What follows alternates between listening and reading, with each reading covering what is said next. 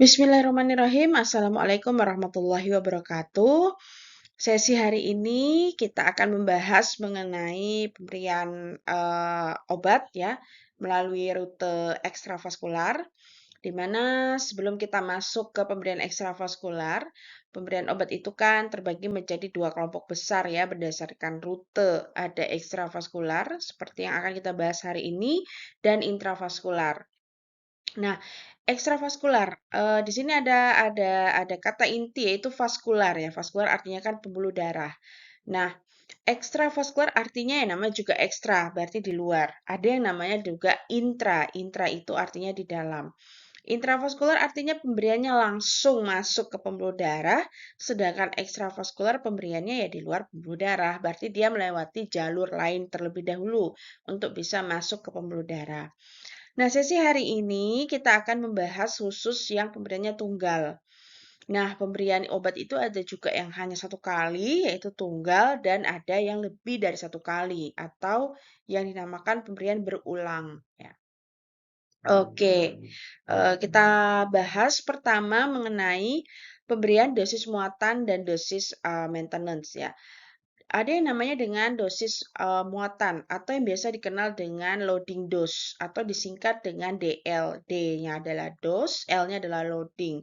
Yang namanya juga loading, berarti kan dosis yang diberikan pada saat awal gitu ya.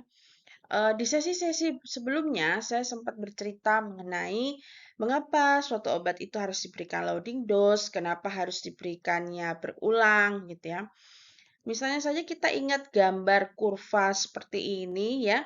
Di sini ada garis MAC atau minimum effective concentration dan ada garis minimum toxic concentration di mana di sini ada daerah A, B dan C. Nah, obat itu kan harus berada di daerah B.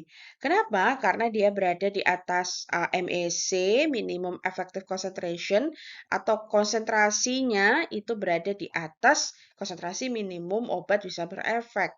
Nah, sedangkan MTC adalah konsentrasi di mana obat bisa menimbulkan konsentrasi minimum di mana obat bisa menimbulkan efek toksiknya.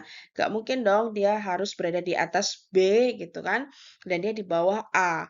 Sehingga posisi yang paling ideal adalah yang B ini, yaitu di antara MAC-nya dan di antara MAC dan ya, di antara MTC gitu ya, antara MAC dan MTC-nya, di atas MAC dan di bawah MTC. Nah, supaya obat itu bisa berada di kisaran terapeutiknya, di mana kondisi B ini disebut dengan indeks terapeutiknya atau kisaran terapeutik, jendela terapi, Windows terapeutik, dan lain-lain bahasanya ya, banyak sekali istilahnya, maka ada beberapa obat yang perlu diberikan loading dose. Jadi, kalau kita gambarkan kurvanya, obat itu kan dia akan naik gitu kan ya, naik terus. Nah, supaya obat itu bisa naik seperti ini, nah, bisa naik cepat gitu ya, mencapai kadar tunanya steady state gitu ya, kondisi tunanya steady state maka diperlukan loading dose. Loading dose itu pemberiannya hanya satu kali dengan dosis besar ya. Minumnya hanya satu kali, diberikan satu kali dosis besar. Tujuannya adalah supaya kadar atau konsentrasi suatu obat itu cepat mencapai kadar steady state-nya. Kalau obat itu sudah berada di kadar steady state, sudah mencapai kadar maksimumnya, maka obat itu sudah diyakini dia sudah ada di posisi yang B ini, gitu ya, sudah ada di posisi yang B ini, maka dia harusnya sudah mencapai indeks terapeutik, so dia akan berefek gitu ya. Makanya diberikan loading dose karena ada beberapa obat yang sangat lambat sekali gitu perjalanannya sehingga menuju steady state-nya agak lama sehingga perlu kita dorong gitu ya. Diperlukan suatu pemberian satu kali dengan dosis besar untuk segera mencapai steady state-nya. Ya tujuannya supaya dampaknya ujung-ujungnya adalah supaya cepat berefek kan gitu ya. Nah, ada pemberiannya yang dinamakan dengan dosis maintenance. Dosis maintenance itu artinya pemberiannya itu berulang kan ya. Artinya karena tadi obat itu sudah berada di kisar terapeutik gitu ya. Ini sudah ada di kisar terapeutiknya, dia sudah ada di gambar B tadi, kita harus jaga kan ya. Jadi kadar atau konsentrasi obat itu harus kita jaga supaya dia tetap berada di posisi B ini. Jadi dia tetap berada di dalam kisar terapeutik supaya apa? Supaya efek terapinya ini terjaga gitu. Jadi tetap berefek, tetap menimbulkan efek sehingga pasien ya sembuh gitu kalau sudah mengkonsumsi obat. Nah, untuk bisa menjaga obat itu berada tetap di dalam kisar terapeutiknya, maka diperlukan pemberian berulang atau pemberian maintenance dose namanya. Oke, kadar tuna obat tercapai setelah N kali pemberian. Oke, setelah diberikan berkali-kali, pastinya sudah mencapai steady state-nya. Tapi ada obat yang ketika pemberian awal, karena lama sekali tadi yang kita ceritakan di awal, sehingga butuh nih satu dorongan, ya makanya diberikan loading dose. Tapi ketika kita sudah berikan loading dose, tidak kita berikan lagi gitu ya, maka dia akan turun kadar itu atau konsentrasi obat itu. Jadi jangan hanya diberikan satu kali gitu ya untuk sudah mencapai steady state-nya gitu kan ya, atau dia sudah mencapai kadar maksimumnya, dia tidak kita berikan lagi, tidak berikan dose maintenance lagi, maka dia akan turun kadarnya. Nah, kadar obat tuna tercapai setelah N kali pemberian dan lama pencapaiannya tergantung pada waktu paruh eliminasi obat. Waktu paruh eliminasi yang pendek, maka pencapaian kadar tunanya lebih cepat. Misalnya waktu paruh eliminasinya cuma 3 atau 4 jam, 5 jam. Beda dengan obat yang waktu paruh eliminasinya 10 jam, 20 jam. Pasti pencapaian steady state-nya akan lebih lama. Makanya obat-obat yang waktu paruh eliminasinya itu sangat panjang, kadang-kadang itu kita butuh yang namanya loading dose gitu ya. Jadi yang seperti ini, yang butuh DL gitu ya, loading dose. Oke, kita lanjutkan. For example, untuk mencapai 97% kadar tuna obat antihipertensi penekan reseptor beta ya, beta blocker, contohnya adalah pindolol, tes tengahnya eliminasinya 2 sampai 4 jam. Perlu waktu 10 sampai 20 jam. Ya, kalau steady state itu perlu diingat ya. Steady state itu tercapai ya, steady state itu tercapai dalam 3 sampai 5 kali tes tengahnya. Nah, makanya dia butuh loading dose tadi itu sebenarnya tujuan utamanya ya supaya dia berefek gitu ya, cepat-cepat berefek itu saja. Nah, kalau dikalikan 2 kali 5 10, 4 kali 5 kali tes tengah ya gitu ya, 4 kali 5 20, berarti butuh 10 jam minimal untuk 5 kali tes tengah untuk memerlukan 5 kali tes tengah eliminasi untuk mencapai kadar tuna dalam darah. Sedangkan nadolol dengan tes tengah eliminasi 20 jam, otomatis waktu mencapai steady state-nya lebih lama lagi. Ya, yaitu 100 jam. Maka untuk obat-obat yang memiliki waktu paruh eliminasi yang panjang, butuh waktu yang lama sekali untuk menghasilkan efek farmakologi. Sehingga untuk mempercepat waktu capaian kadar tuna dalam darah, bisa diberikan loading dose. Jadi, oke, terjawab ya. Next. Untuk obat yang absorpsinya sangat cepat, jadi ada obat-obatan yang absorpsinya itu sangat cepat gitu ya, dibanding kecepatan eliminasinya. Jadi nilai Ka itu lebih sangat besar banget gitu ya dibanding nilai K-nya. Jadi tetapan laju absorpsinya lebih besar dibanding tetapan laju eliminasi. Dan obat terdistribusi cepat ke dalam jaringan. Dosis loading dose-nya dapat dihitung dengan persamaan ini. Nah, kita masuk ke persamaan ya. Kita lihat persamaannya. Di sini ada DL per DM. DL itu adalah loading dose dibagi dengan dosis maintenance ya sama dengan 1 dibagi 1 min epsilon min Ka tau ya ini interval pemberian dikali 1 min epsilon min K tau. Jika absorpsi obat itu Ka-nya lebih besar dan hasil perkalian Ka yang ini, yang perkalian Ka dikali taunya ini lebih besar pastinya karena nilai KA-nya lebih besar daripada dibanding K tadi ya, maka perkalian antara KA dikali taunya pasti lebih besar. Maka nilainya bisa mendekati 0, sehingga persamaannya menjadi ini. Karena ini hilang. Ya, 1 min epsilon pangkat min 0 itu sama dengan ya 0 gitu ya. Sehingga ini 1 min 0 ya 1. 1 dikali 1 min epsilon min K. Atau hasilnya kita persingkat sederhanakan menjadi dosis loading dibagi dosis maintenance sama dengan 1/1 min epsilon min K tau.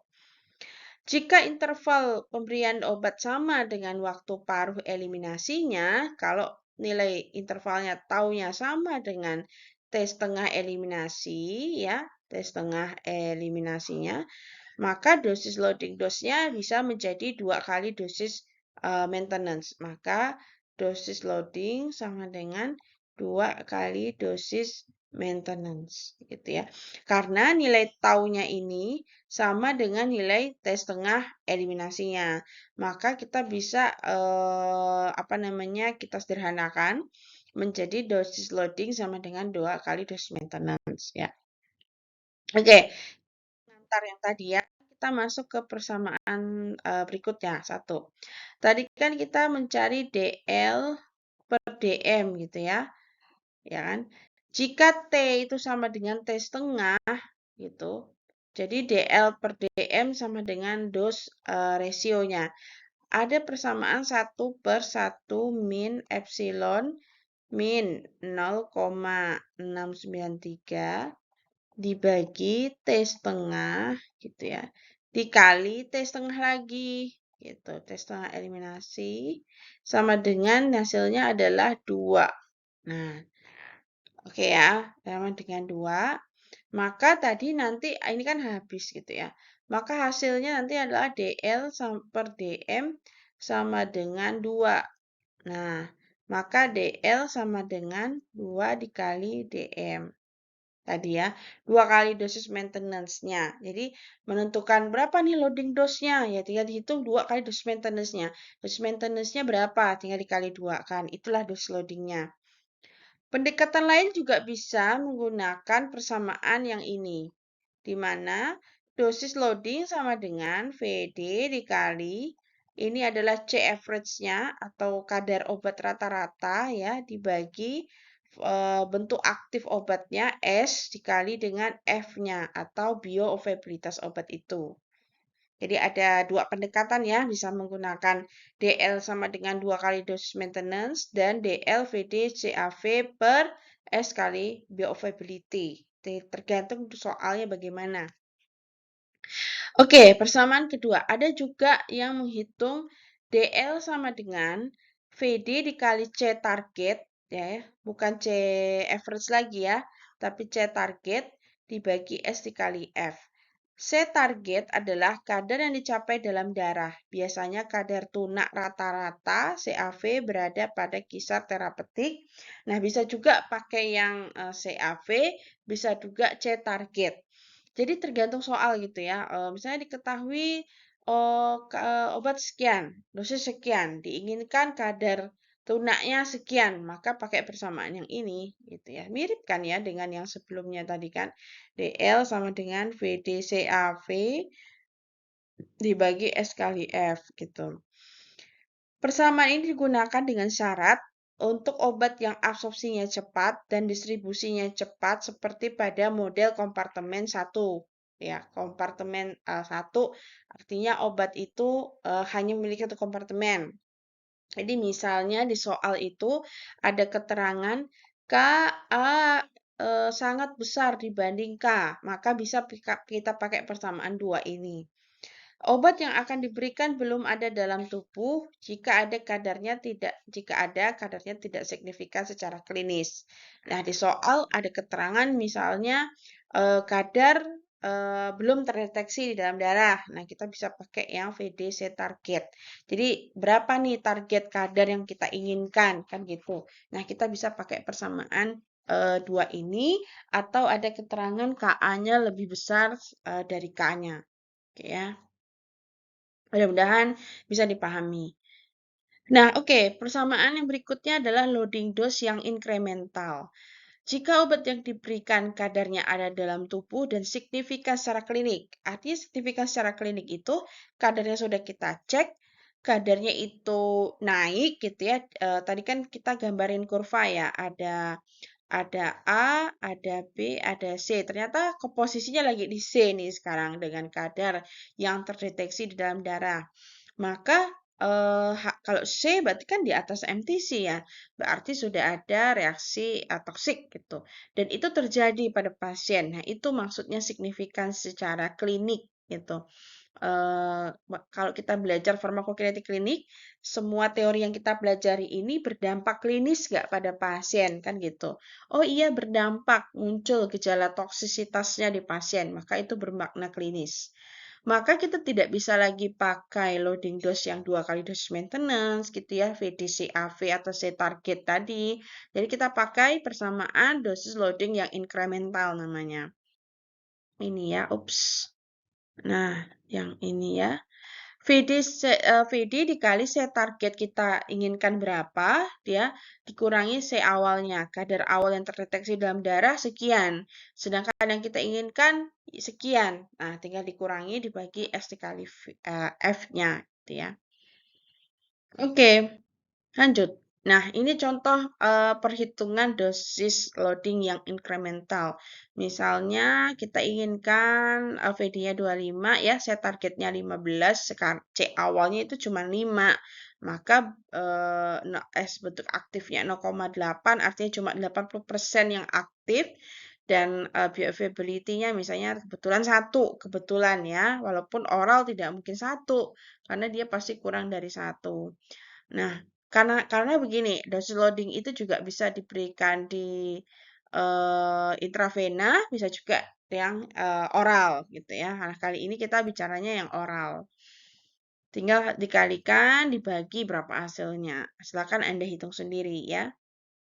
Next. Nah, sekarang kita masuk ke persamaan 4.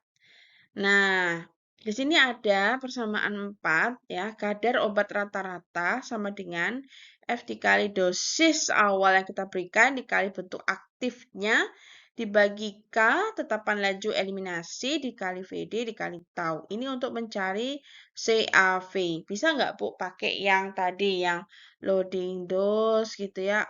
Biasanya sulit karena loading dose-nya tidak diketahui. Nah, sehingga untuk kita menghitung CAV kan biasanya kita ketahui dosis dulu nih. Nah, dosis sama interval pemberian, maka kita bisa hitung pakai persamaan ini. Nah, sehingga untuk menghitung DL ya bisa menghitung dari yang VDC average per S kali F tadi yang saya ulang dari yang di depan tadi ya. Untuk menghitung apa namanya CAV. Sedang kalau perbedaannya kalau menghitung dosis loading ini bisa pakai kadar average ya atau rata-rata, sedangkan kadar average-nya kita hitung dari dosis dan interval pemberian. Oke, next.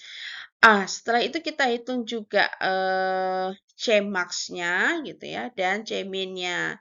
Cmax-nya dihitung dengan S, F dikali dosis apa namanya awal ya dosis pemberiannya dibagi VD dikali 1/1 min epsilon min katau dan C-minnya tinggal hasil dari Cmax ini dikali dengan epsilon min K kali taunya gitu ya. Jadi apa namanya gampang banget nih. Cuma tinggal Cmax-nya dikali epsilon min K kali taunya. Jadi inilah persamaannya gitu ya. Oke, sekarang kita masuk ke contoh soal. Oke ya. Nah, untuk contoh soal kita akan bahas di sesi kedua gitu ya. Jadi ini saya stop dulu nanti setelah kita baca soalnya. Soal 1, tetrasiklin HCl diresepkan untuk pasien usia 28 tahun, 78 kg.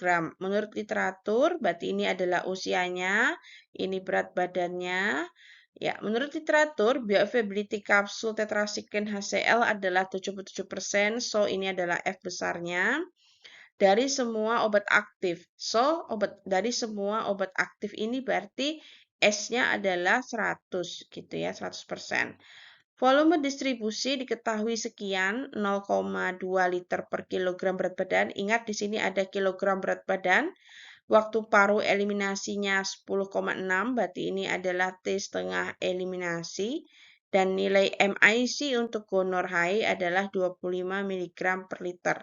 Nah, kalau ada keterangan MIC seperti ini, artinya ini adalah kadar target yang kita inginkan, gitu ya. Ini adalah kadar target yang kita inginkan untuk infeksi gonor H adalah 25 gitu ya, miligram per liter. Pertanyaannya ada 3. Berapa dosis pemeliharaannya? Jika diberikan setiap 6 jam, maka itu adalah dosis maintenance. Ya, pertanyaan dosis maintenance. Di pasaran tersedia kapsul sekian, berapa kapsul yang dikonsumsi setiap pasien tiap kali menggunakan, dan berapa loading dose yang kita rekomendasikan. Oke, kita masuk ke sesi berikutnya ya.